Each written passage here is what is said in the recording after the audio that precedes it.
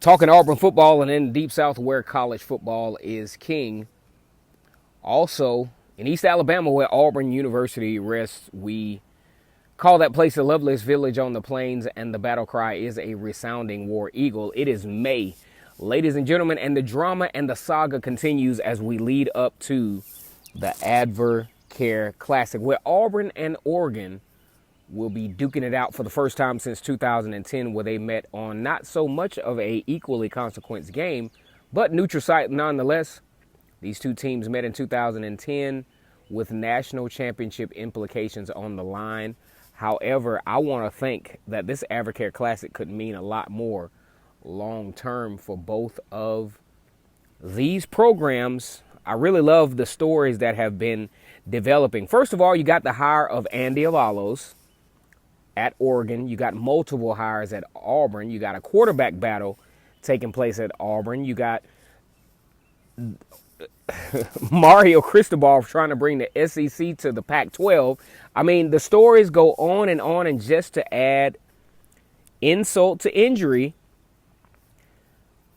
Oregon actually intercepts a Mr. Chris Steele out of Florida, who went through the whole spring practice, went through the whole recruiting process with the Florida Gators, and as it turns out, he was roommates with a guy who had a lot of disciplinary stuff going on. We won't go into detail with that. I'm not here to defame anybody.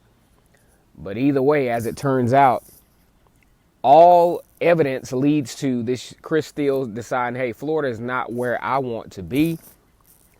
A couple of days later, after putting himself on the transfer portal, he winds up in Oregon. Now, Oregon already had the number 7 recruiting class in the country. Now, when you add a guy like, Chris Steele, you're talking about at least moving up a rank or so. You know what I'm saying? Probably, I would give him 6, a strong 6. Maybe in another poll with a more biased eye, I give him 5 with a guy like this. I caught the way I stumbled upon this story, man. If it wasn't, see, that's why I like the comment section of Auburn Speaks, or Vernon Speaks Sports Auburn, is because I find out stuff that I wasn't even looking for, because this has been a busy afternoon for me, and I really wasn't, I was kind of going to let the Chris Steele story kind of ease by. My man NMD TV, he covered it either yesterday or a couple of days ago.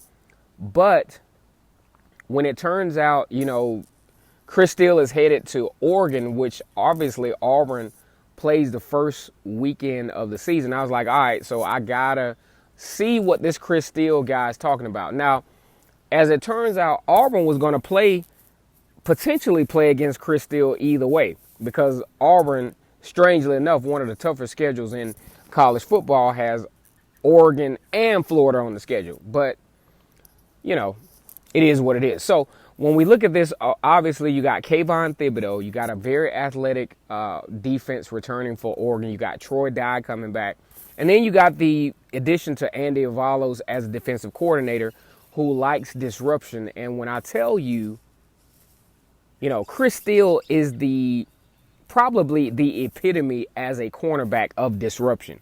I mean, this dude is the brief film. Now, I haven't looked at that extensive film.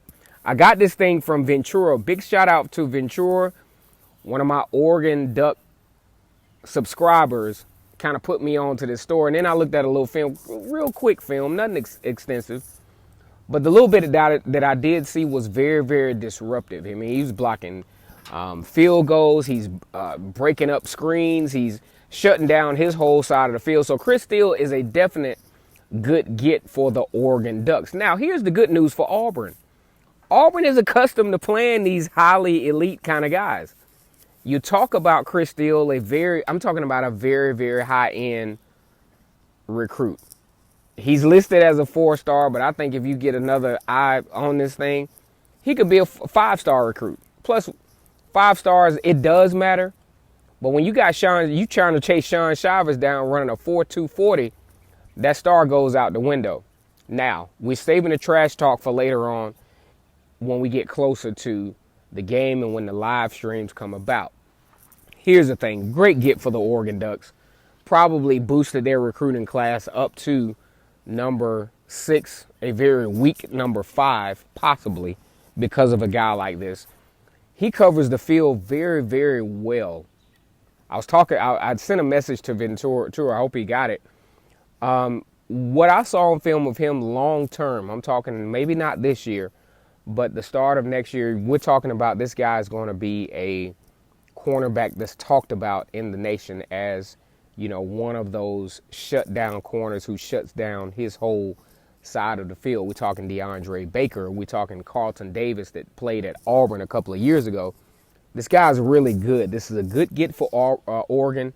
Big shout out to the Oregon Ducks out of Eugene, Oregon, that plays in the beautiful but loud Autzen Stadium, and is going to bring that love down to Arlington, Texas. I think the plot is getting a little bit thicker here in this Advocare Classic.